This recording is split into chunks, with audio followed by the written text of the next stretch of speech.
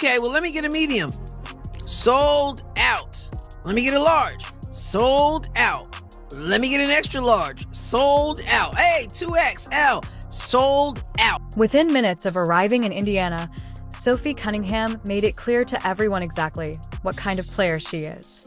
This wasn't your typical player introduction. Rather, it was a declaration.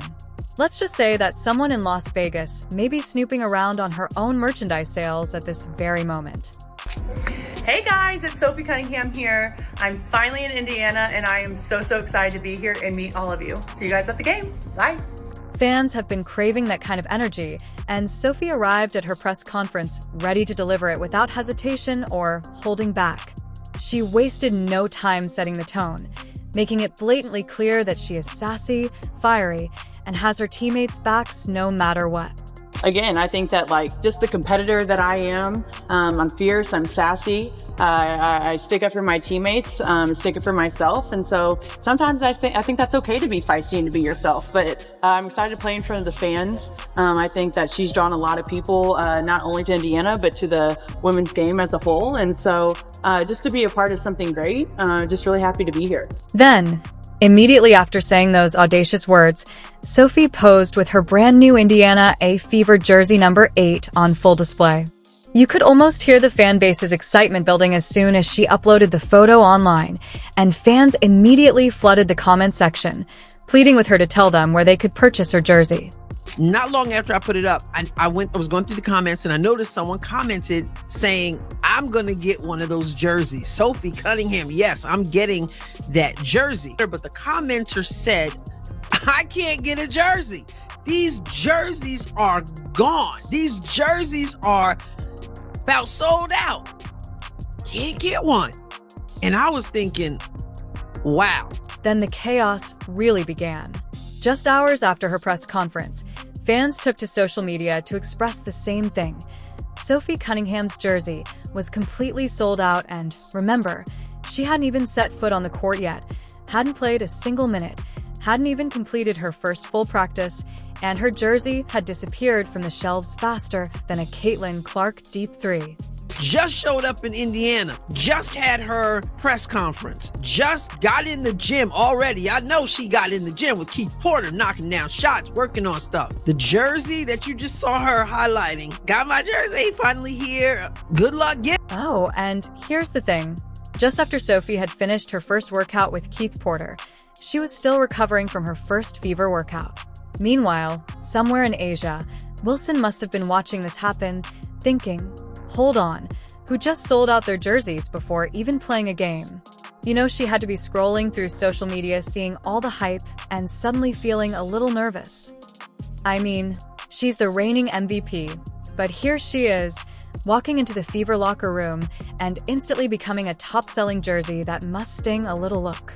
Take a look. I went this morning, I said, let me go see for myself what's up with the sale of the jersey, just because I had seen that comment. Let's face it, Sophie is adored by fans of the Indiana Fever because she embodies the unadulterated energy that the team thrives on.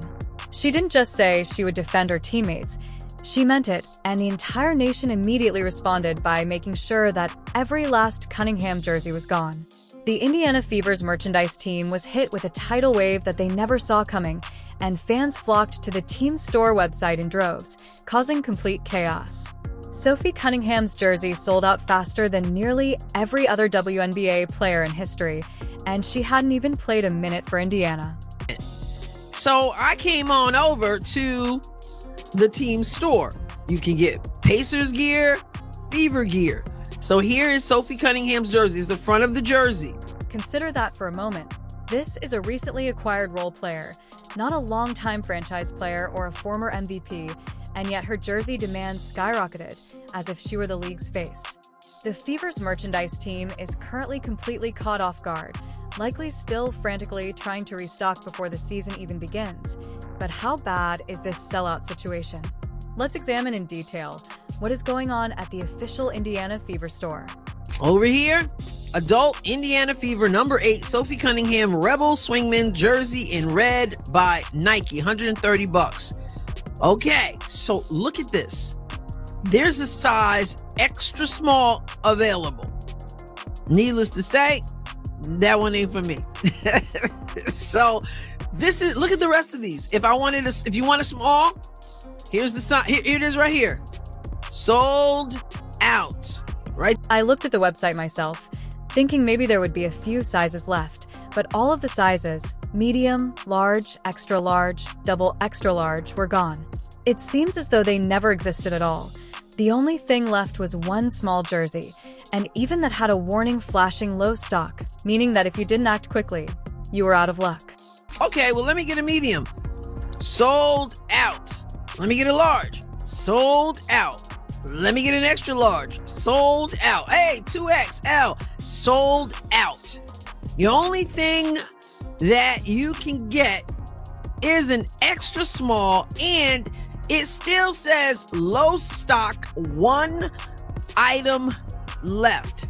One item left. Meanwhile, just for amusement, there are rows and rows of A'ja Wilson jerseys waiting for someone to add them to their cart. But Sophie is gone faster than pizza at a Super Bowl party. Let's just say that there is plenty of inventory available in the sizes large, medium, small, and take your pick. There are no flashing low stock warnings. Cunningham just showed up in Indy. Hasn't played a game yet. And that commenter wasn't lying. If you're extra small, I guess you can grab up that one left. That's wild. I guess the message has been sent. The organization is going to have to make sure they have plenty in stock. Let's face it, this kind of sellout frenzy typically only occurs for generational superstars or #1 draft picks, not players acquired through trades. But this instance shows that Fever fans are more than just following the Caitlin Clark trend. The Fever's merchandise team is officially in panic mode because they never anticipated this kind of reaction for Cunningham and are now rushing to restock before the Fever's first game. This, by the way, is driving A'ja Wilson fans nuts. They're furious that this is happening on the same day. Why are they doing this? Oh my God, don't they realize the impact of A'ja Wilson, blah, blah. What impact? Stop it. Fever fans aren't just here to support Caitlin Clark. They're here to ride or die for the entire team. They're putting their money where their mouths are, and the rest of the league is learning firsthand what true fan loyalty looks like. For years, critics have attempted to argue that Indiana's fan base is only there for Clark and doesn't care about the rest of the roster. However, this jersey sellout completely destroyed that narrative. Now, I gotta say this because I've said this before, and this is yet another example. Indiana Fever fans. I'm not talking about the people they've been made out to be by people out there, by media, by WNBA players and coaches. I'm not talking about that. I'm talking about real Indiana Fever fans. Don't just talk the talk. They walk the walk. A'ja Wilson must be watching all of this from the sidelines, wondering what just occurred as she looks at her unused jerseys. She will likely hold a press conference tomorrow to announce that her jerseys are sold out as well. They buy merch, basketballs, Caitlin Clark basketball. They're begging to buy Caitlin Clark's Nike shoe when that shows up. They're buying jersey. A'ja Wilson must be watching all of this from the sidelines, wondering what just occurred as she looks at her unused jerseys. She will likely hold a press conference tomorrow to announce that her jerseys are sold out as well. I got sweatshirts, t-shirts, different things. They're buyers. I'm not saying that no other fans are buying stuff because obviously people are wearing stuff in stands, but it is Indiana Fever fans. What about the jersey retirement fiasco or when she allegedly disclosed her speaking fee? The college wnba is insane. And we all know Caitlin Clark turned the league down, right? Well, this source close to A'ja Wilson is claiming they offered A'ja Wilson more money than Caitlin Clark to play in this league. While other WNBA fan bases are occupied with debating on social media or offering excuses for their team's poor attendance, Indiana Fever supporters aren't just talking the talk. They're supporting their allegiance with their money, and it's changing the franchise as a whole. Fever fanatics are out there, smashing sales records for products. Did you see how many people showed up to watch Caitlin Clark play golf?